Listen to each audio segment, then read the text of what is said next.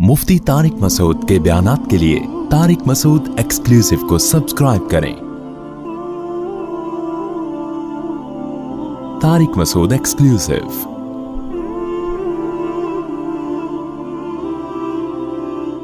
तो इब्राहीम अलैहिस्सलाम ने अपनी कौम से कहा, ये कैसी तस्वीरें हैं, तुम इनके गिर्द बैठे रहते हो, छोड़ दो इन तस्वीरों से दिल ना लगाओ। क़ालू वजदना आबाअना लहा आबिदीन, कहने लगे हमने अपने बाप दादा को देखा है इन्हीं की इबादत करते हुए।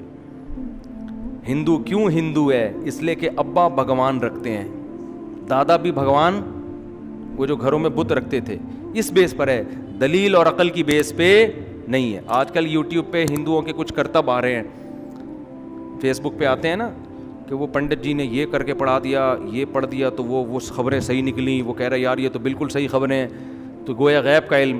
तो खूब समझ लें, जो हिंदू हजरात हैं उनकी खिदमत में गुजारिश कर रहा हूँ, ये काम मुसलमान मौलवी करें या हिंदू पंडित करे, ये दोनों दो नंबर हैं। समझते हो? मुसलमानों में भी ऐसे पीरो मुर्शिद होते हैं जो बता रहे होते हैं कि ये हो जाएगा, ये हो जाएगा, और वैसा हो रहा होता है। और हिंदुओं में भी ऐसे पंडित होते हैं जो आपको इस तरह के करिश्मे दिखा रहे होते हैं, चाहे मुसलमान रूहानी इलाज वाला हो जिसको मैं प्यार से टोपी ड्रामा कहता हूं, चाहे वो पंडित हो, ये दोनों एक नंबर के क्या हैं? चोर हैं। ये मैं इसलिए कह रहा हूं कि हिंदू बरादरी ये ना समझे कि हमारे मजहब के रहनुमाओं को बुरा कह रहा है। भाई ये मुसलमानों में हो या आप में हो, ये दोनों क्या हैं?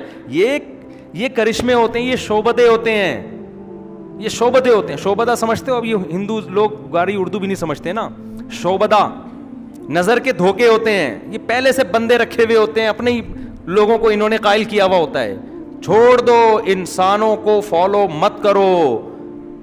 कानून साजी करने का हक किसको है? उस खुदा को है जिसने इस कायनात को बनाया, और वो अकेला है, उसके साथ कोई शरीक नहीं है। फिर भी यकीन नहीं आता, पी के फिल्म दोबारा देख लो जाके समझ रहे हो? फिल्में देखना हराम है, नाजायज है, लेकिन अगर देखनी ही है ना, जैसे हम कहते हैं ड्रामा अगर देखना ही है तो उर्दूल देख लो।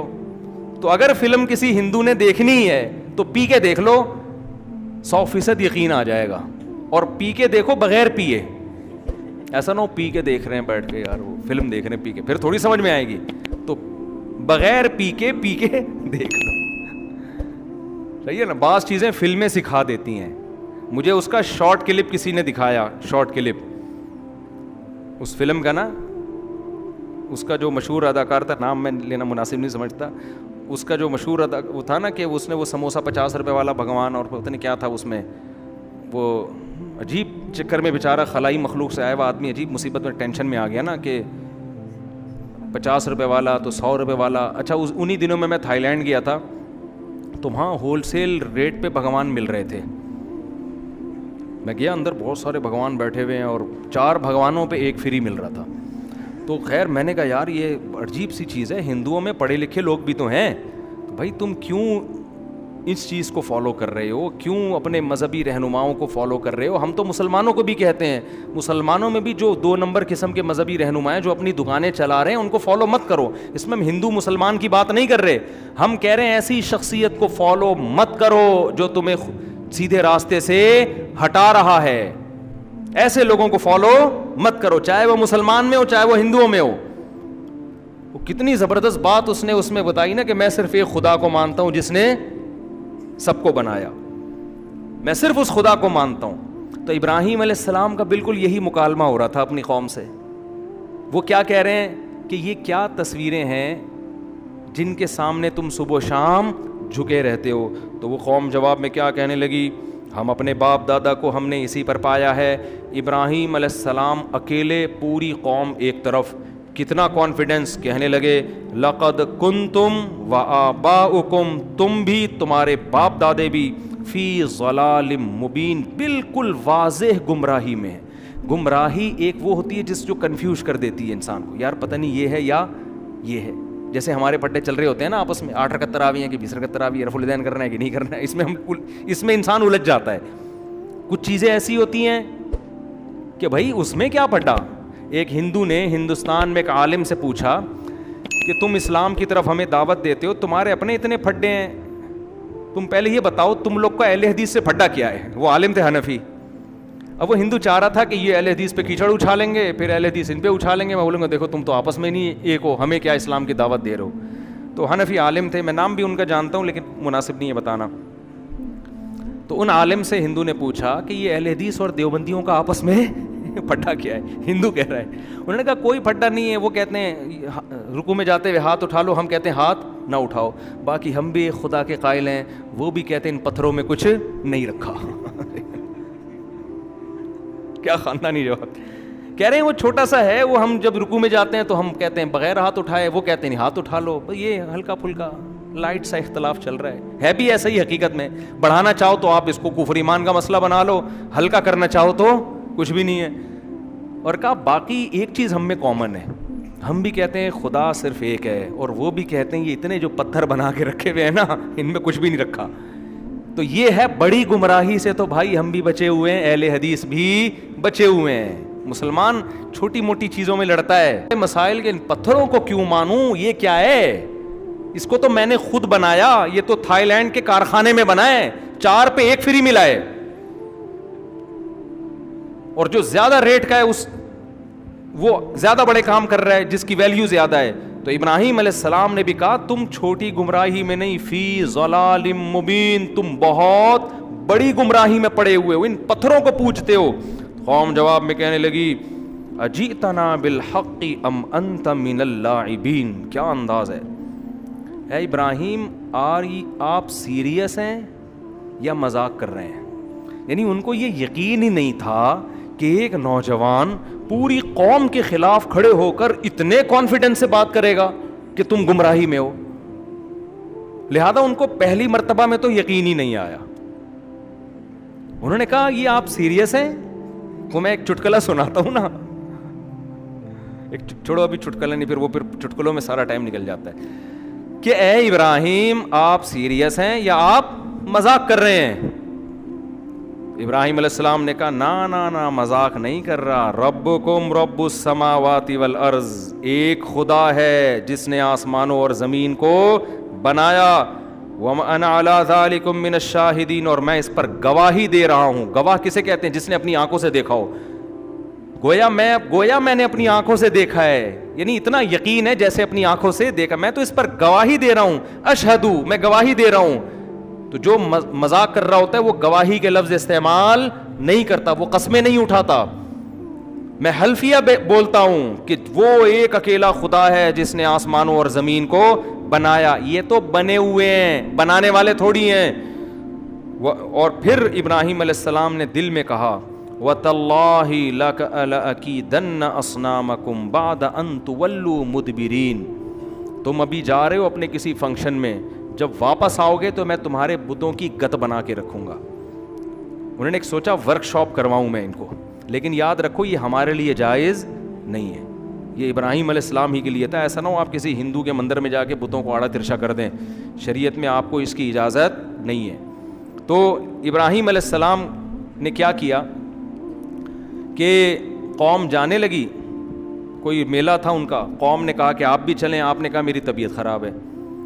طبیعت خراب کا مطلب یہ تھا کہ یہ تمہارے بتوں کو دیکھ دیکھ کے میری طبیعت خراب ہے. یہ اس کو کہتے ہیں توریہ, کہ آپ زبان سے کوئی لفظ استعمال کر رہے ہیں, آپ اس کا مطلب کچھ اور لے رہے ہیں, سامنے والا اس کا مطلب کچھ اور. تو انہوں نے چھوڑ دیا, چلو بھائی ٹھیک ہے. تو ابراہیم علیہ السلام نے کیا کیا, جا کے فجعلہم جذاذاً, سارے بتوں کو جتنے اس کے اندر رکھے ہوئے تھے سب کو, کسی کو ٹنڈا کسی کو لنجا کر دیا, کسی کی آنکھ پھوڑ دی, کسی کے کان کاٹ دیا, کسی کے بازو کاٹ دیے. سب کا نا جو مینوفیکچرنگ فالٹ تو ان میں نہیں تھا, لیکن بعد میں سب کو کیا کر دیا, فالٹ. اور جو بڑا والا بت تھا نا, جو ذرا مہنگا تھا, وہ بالکل اس کو کچھ نہیں کیا, اس کے کلاڑے میں جا کے, اس کے گردن میں جا کے کلہاڑا لٹکا دیا.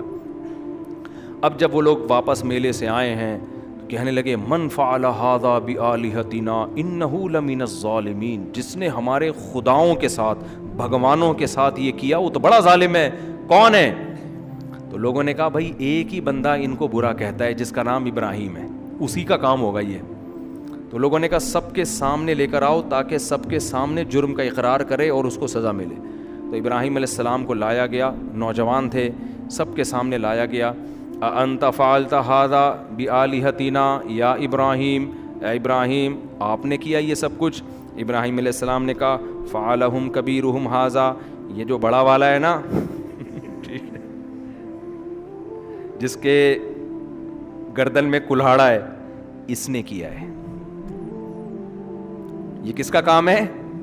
اس کا کام ہے. سب کو پتا تھا, ظاہر ہے اس کا کہاں ہو سکتا ہے کام, اس کا کام ہے. فاسألوہم ان کانوا ینطقون.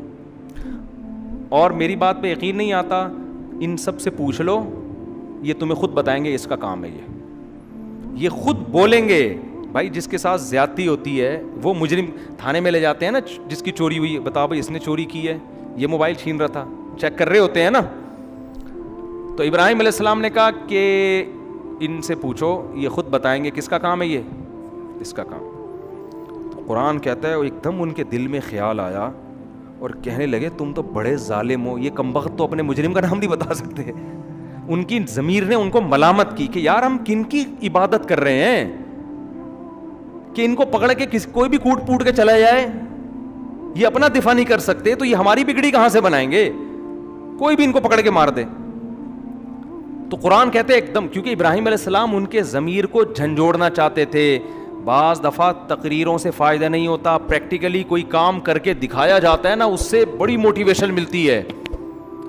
تو کہنے لگے, شروع میں تو بولنے لگے کہ تم بڑے ظالم ہو دل میں نا, لیکن اپنے اس ضمیر کے خیال کو پھر جھٹکا انہوں نے کہ نکالو یار, یہ اتنے اچھے اچھے خیال آ کیوں رہے ہیں ہمیں.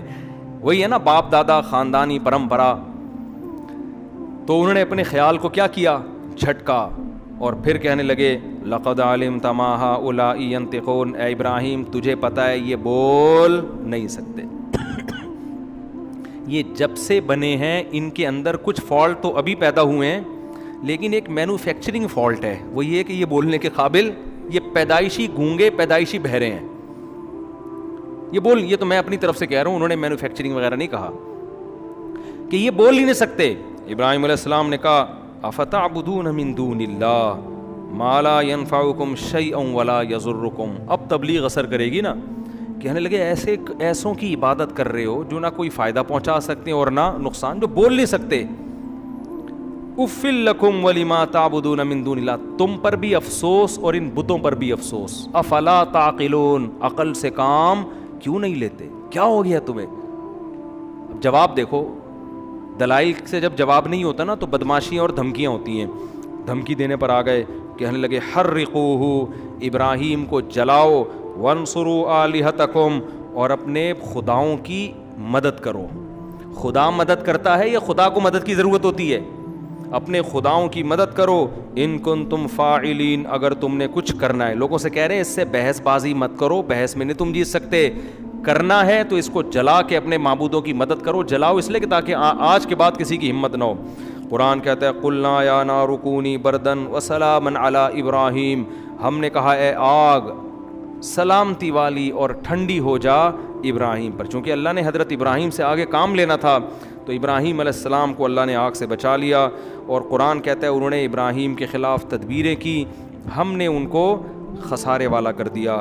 اور ابراہیم علیہ السلام پر ان کی زوجہ ایمان لائی تھیں, حضرت سارہ رضی اللہ عنہا, اور ان کے بھانجے لوط علیہ السلام ایمان لائے تھے.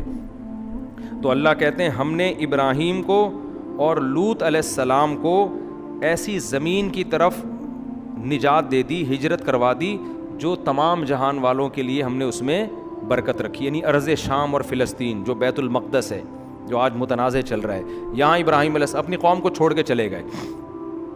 پھر قرآن کہتا ہے وَوَهَبْنَا لَهُ إِسْحَاقَ وَيَعْقُوبَ, ابراہیم نے چونکہ قوم کو چھوڑا لہذا اللہ نے ان کو نیک اولادیں دی, ایک اسحاق اور ایک یعقوب. یہ حضرت سارہ سے ہوئیں.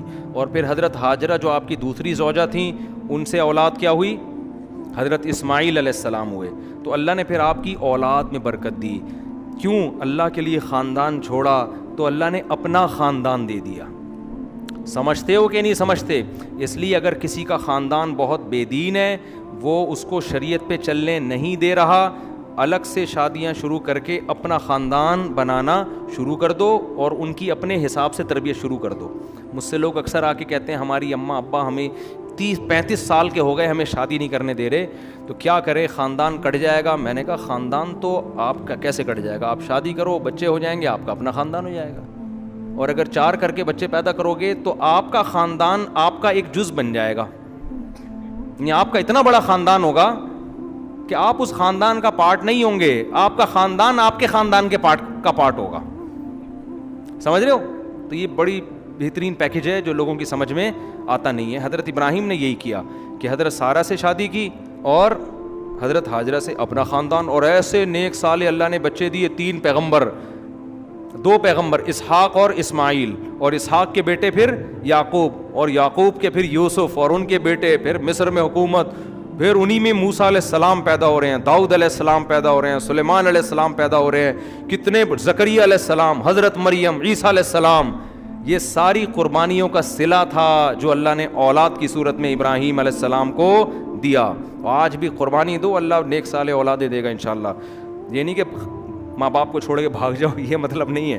مطلب یہ کہ غیر شرعی کاموں میں اپنے خاندان کو فالو مت کرو. خیر ابراہیم علیہ السلام نے تو اس لیے چھوڑ دیا نا کہ ان کو قتل کی کوشش کر رہے تھے, ورنہ وہ ابراہیم علیہ السلام تو وہیں تھے. جلدی بس میں یہ آیت مکمل کرتا ہوں. اللہ کہتے ہیں ہم نے ان کو ہبہ کر دیے اسحاق اور پوتے دیے یعقوب, اور ہم نے سب کو نیک بنایا, اور ہم نے ان کی اولادوں میں امام پیدا کیے جو لوگوں کو ہمارے حکم سے سیدھے راستے کی تلقین.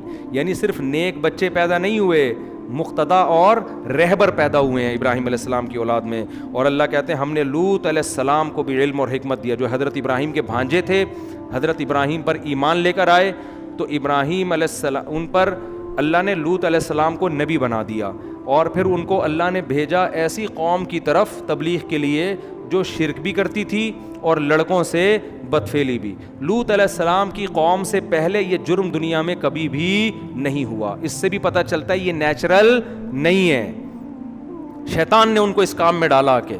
تو لوط علیہ السلام جب گئے تو انہوں نے اپنی قوم کو سمجھایا لڑکوں سے بدفعلی مت کیا کرو. پورا واقعہ قرآن میں کئی بار بیان ہوا ہے, ابھی بس میں شارٹ کر رہا ہوں. قرآن کہتا ہے ہم نے پھر لوط کو نجات دے دی, اور ان کے گھر والوں کو بھی سوائے ان کی بیوی کے, ان کو نجات دی ہم نے ایسی قوم سے کانت تعمل الخبائث, جو پلید عمل کیا کرتی تھی. تو اللہ کو یہ لڑکوں سے بدفعلی والا امر کیسا لگتا ہے؟ پلید عمل, گندے اعمال کرتی تھی, ہم نے لوط کو اس قوم سے بچا لیا. اور کیوں؟ انہ وادخلناہ فی رحمتنا, اور ہم نے لوط کو اپنی رحمت میں داخل کر دیا کیونکہ وہ نیک لوگوں میں سے تھے. اب جلدی 2-4 منٹ میں بیان کرتا ہوں کہ قرآن کہہ رہا ہے کچھ پیغمبر ایسے آئے جن پر بڑی مشکلات تھیں, انہوں نے مشکلات میں ہمیں پکارا, کسی بت کو نہیں پکارا, مزاروں پہ نہیں گئے, سیدھا انہوں نے اللہ سے دعائیں مانگی اور اللہ نے ان کی پکار کو پورا کیا. تو یہاں سے شروع کرتا ہے قرآن, نوحن اذ نادی من قبل, نوح علیہ السلام 950 سال تبلیغ کرتے کرتے قوم نے ٹینشنیں دیں, نوح نے ہمیں پکارا کہ اللہ اس قوم سے نجات دے دے مجھے. فاستجبنا لہ, ہم نے ان کی پکار کو سنا, فنجیناہ واہلہ من الکرب العظیم, ان کو اور ان کے گھر والوں کو بہت بڑے عذاب سے ہم نے بچا لیا, بہت بڑے عذاب سے. عذاب سے مراد یہ کہ جو ٹینشن قوم نے دی ہوئی تھی. اور وداؤد و سلیمان, اور اے نبی داؤد اور سلیمان کا بھی تذکرہ کریں. ایک کھیت میں بکری نے گھس کے کچھ نقصان کیا تو کیس آیا داؤد اور سلیمان علیہ السلام کے پاس. حضرت داؤد نے جو فیصلہ کیا اس کے بجائے آپ کے بیٹے حضرت سلیمان کا فیصلہ زیادہ اچھا تھا. تو قرآن نے ان کی تعریف کی کہ بیٹے نے جو کام کیا وہ باپ کے فیصلے سے بھی اچھا. لیکن قرآن کہتے ہیں ہم نے دونوں کو علم دیا, اور ہم نے داؤد علیہ السلام کے لیے پہاڑوں کو مسخر کر دیا اور پرندوں کو بھی. پرندے اور پہاڑ, داؤد علیہ السلام جب تسبیح پڑھتے تو پرندے بھی اور پہاڑ بھی ان کے ساتھ لا الہ الا اللہ کا ذکر کرتے. یہ معجزہ تھا داؤد علیہ السلام کا. یہ معجزے کیوں ملے یہ میں پہلے درسوں میں بیان کر چکا ہوں. داؤد علیہ السلام کی بہادری تھی نا, جالوت کو قتل کیا تھا انہوں نے, بھول گئے کیا آپ لوگ؟ اچھا آگے قرآن کہہ رہا ہے وَعَلَّمْنَاهُ صَنْعَةَ لَبُوسٍ لَكُمْ, اور ہم نے ان کو زرہیں بنانا سکھایا داؤد علیہ السلام کو جنگوں کے لیے. تلواریں اثر نہ کریں, لوہے کے لباس, لوہے کی ٹوپیاں بناتے تھے داؤد علیہ السلام. لوہا ہاتھ میں پگھلا دیا تاکہ سخت لڑائیوں میں یہ لوہا کام آئے. دیکھو اللہ نے کیسے اسباب کے ساتھ جوڑا ہے نا جہاد کو. اللہ یہ بھی کر سکتا تھا، اے داؤد ہماری مدد آپ کے ساتھ ہے، آپ کو کیا جنگی ٹوپی کی اور جنگی ڈریس کی ضرورت ہے، آپ جائیں ایسے ہی جائیں، اللہ کی مدد خود بخود آسمان سے اترے گی۔ بھائی جو آپ کر سکتے ہیں آپ کو کرنا پڑے گا۔ جب میدان میں تیر چلتے ہیں، تلواریں چلتی ہیں، تو گوشت پہ لگیں گی تو گوشت کٹے گا، تو اس کے لیے ڈیفینس ہے۔ ہمارے نبی بھی جنگی ٹوپیاں پہن کے میدان جہاد میں جاتے تھے۔ آج گارڈ رکھنے کو توکل کے خلاف لوگ سمجھتے ہیں اور اسلحہ رکھنے کو توکل کے خلاف سمجھتے ہیں، تو یہ پاگل ہونے کی بہت بڑی دلیل ہے۔ ہمارے نبی صلی اللہ علیہ وسلم جب فتح مکہ میں داخل ہوئے نا جنگ میں، تو آپ صلی اللہ علیہ وسلم نے عام معافی کا اعلان کیا، لیکن کچھ لوگوں کے بارے میں کہا جہاں پاؤ قتل کر دو۔ تو ابن خطل تھا غالباً، ایک بڑا بدبخت صحابی نے کہا یا رسول اللہ وہ غلاف کعبہ سے پکڑا ہوا ہے اس نے اور پناہ مانگ رہا ہے۔ تو آپ اپنی جنگی ٹوپی اتار رہے تھے، اس وقت جنگ ختم ہو گئی تھی نا، اور آپ نے فرمایا کہ وہیں قتل کر دو اس کو۔ تو یہ بھی ہمارے نبی کی سیرت کا ایک پہلو ہے کہ ہر بدماش کو آپ نے معاف نہیں کیا، عام معافی دی، کچھ ایسے بڑے بدبخت تھے ان کو آپ نے معاف نہیں کیا، سمجھتے ہو؟ تو تبھی کہتے ہیں نا، نہ اتنے میٹھے بنو کہ لوگ کھا کے ختم کر دیں، نہ اتنے کڑوے بنو کہ لوگ تھوکنا شروع کر دیں۔ اخلاق کی بھی ایک باؤنڈری ہے اور انتقام کی بھی ایک باؤنڈری ہے۔ اصل تو معاف کرنا ہی ہے، افضل تو یہی ہے، لیکن اس کی بھی ایک لمٹ ہے۔ خیر، ہمارے نبی جنگی ٹوپی پہنا کرتے تھے میدان جہاد میں تاکہ سر پہ تلوار اثر نہ کرے۔ تو آج کہتے ہیں کہ نہیں جی ہیلمٹ پہن کے بائک نہیں چلاؤ، بڑا فنٹر بنا ہوتا ہے، ویلیاں بھی لگا رہا ہے۔ ہم بچپن میں کبھی ڈیفینس جاتے تھے، وہ لڑکوں کی ریسنگ ہو رہی ہوتی تھی، تو ایک ویلی لگا رہا تھا، سر کھل گیا اس کا، بہت بڑا فنٹر بنا ہوا تھا کہ 3 دفعہ سر کھلا تھا اس کا۔ سر کھلنا سمجھتے ہیں؟ نیچے گرا اور سر پھٹ گیا۔ اس کے ابا نے پھر پابندی لگائی، پھر بھی لگا رہا تھا ویلی، اب تک میرا خیال ہے انا للہ ہو چکا ہوگا۔ ایک اور ہمارے سامنے اللہ نے بائک کی سیٹ بنائی ہے بیٹھ کے چلانے کے لیے، وہ پائیدان پہ بیٹھ کے چلا رہا ہے۔ ڈیفینس میں ہم نے دیکھا، وہ نہیں سی وی یو پہ جو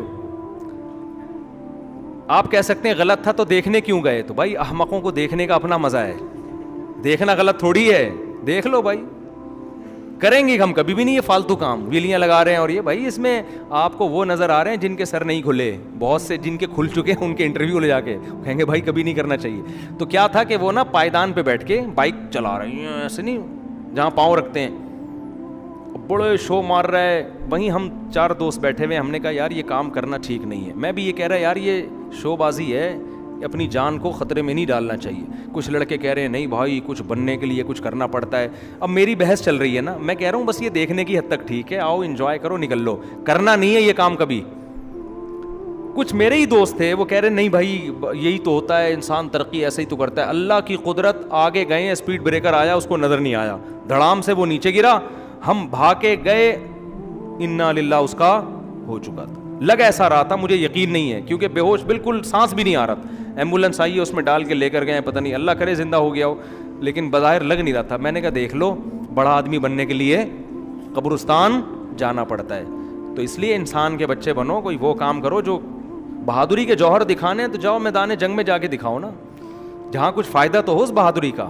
یہاں ویلی لگا کے بہادری کا کیا فائدہ ہے آپ کو؟ 2-4 لڑکیاں مر جائیں گی آپ کے اوپر، اور وہ بھی جب تک مریں گی جب تک آپ کا سر پھٹے گا نہیں۔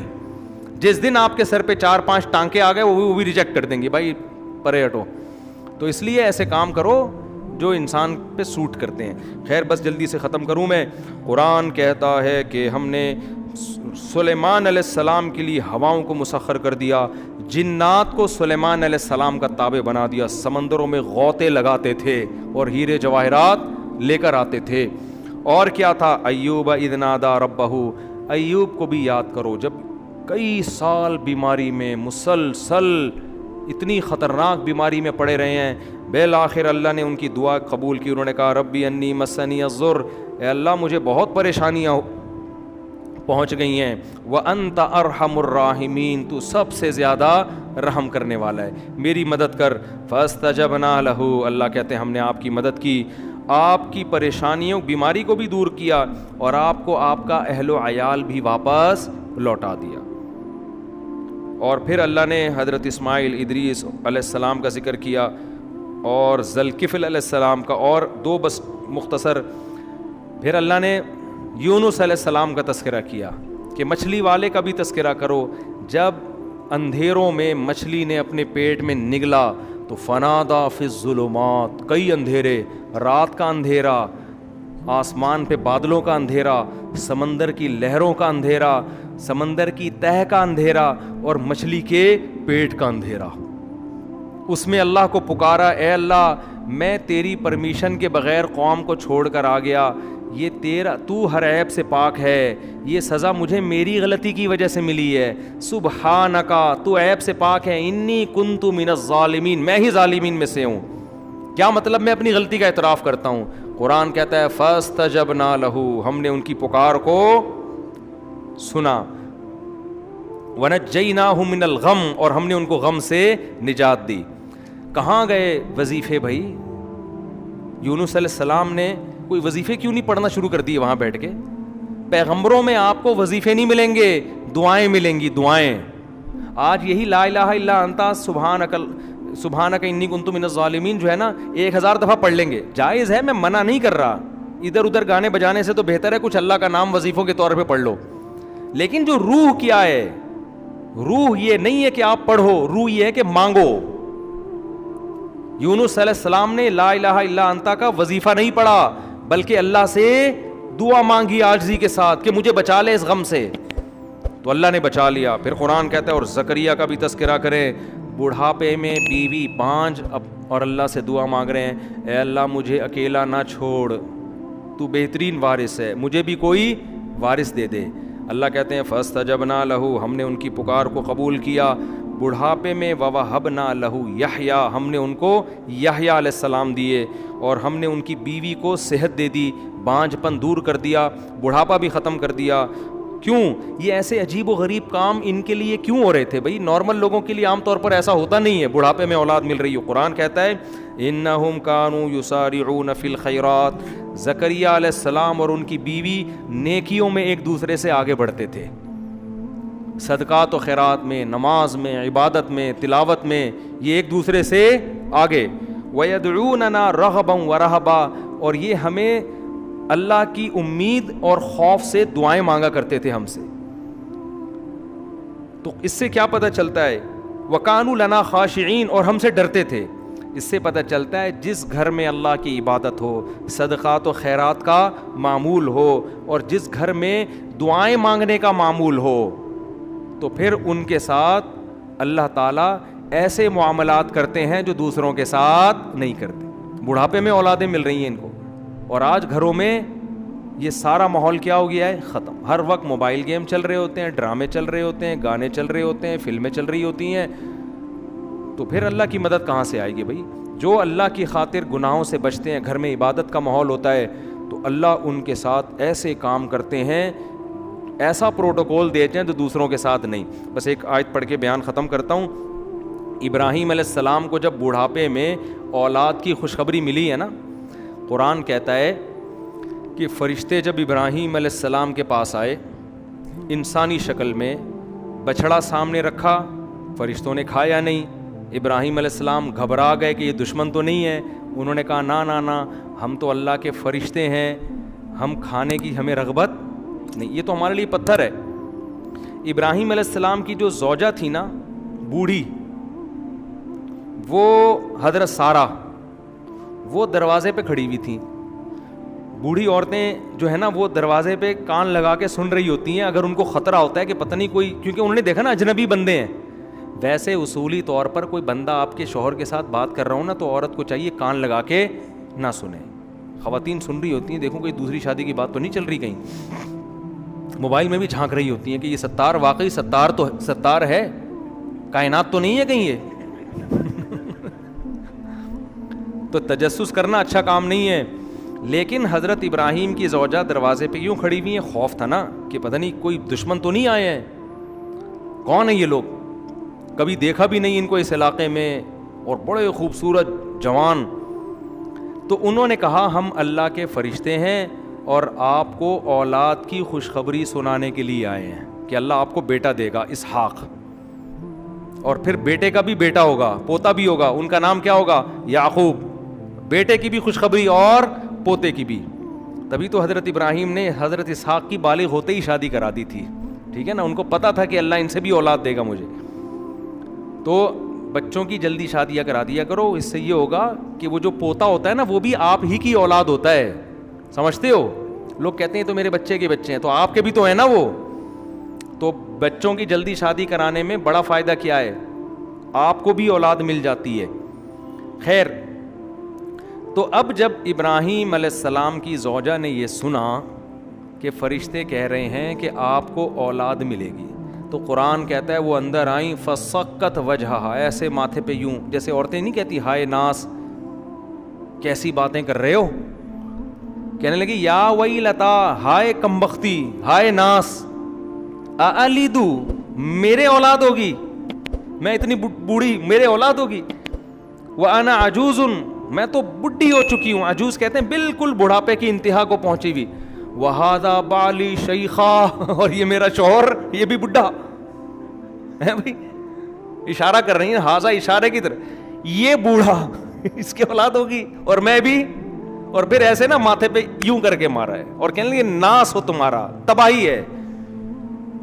تو اتنا تعجب ان کو ہو رہا تھا, یہ کس طرح کی, ابھی تک تو خاموش کھڑی ہوئی تھی, بھائی ٹھیک ہے بچڑا نہیں کھا رہے, چلو سمجھ میں آتا ہے, اور جو ہے اجنبی لوگ ہیں, لیکن ابھی تک کوئی ٹینشن بھی نہیں دی. اب جو آگے باتیں شروع کر دی ہیں کہ اولاد ہوگی, تو یہ حضرت ابراہیم کی زوجہ سے یہ بات ان کی سمجھ میں نہیں آئی. یہ کیسی باتیں, اب تم نے غلط باتیں, اب میں چپ نہیں رہوں گی بھائی, اب میں خاموش نہیں رہوں. آ کے ایسے ماتھے پہ یوں کر کے مارا ہے اور کہنے لگی یا ویلتا, ہائے بدبختی, ویل کہتے ہیں بربادی تباہی کو, ہائے بربادی, ہائے تباہی, ہائے ہلاکت, الیدو, میرے اولاد ہوگی, وانا عجوز, میں اتنی بڈھی, وہذا بالی شیخا, اور یہ میرا میاں یہ بھی اتنا بوڑھا. تو اب جو میں پوری بات بتانے کے لیے میں آیت پڑھی نا, تو فرشتوں نے کیا کہا, اتعجبین من امر اللہ, اللہ کے آرڈر پہ تمہیں تعجب ہو رہا ہے.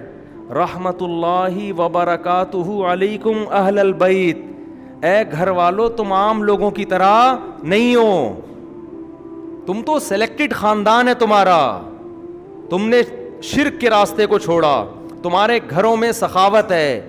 سخاوت تھی نا کہ مہمان آ کے بیٹھے ہیں, ابھی پوچھا نہیں ہے کون ہو کہاں سے آئے ہو, بچڑا پہلے لا کے رکھ دیا.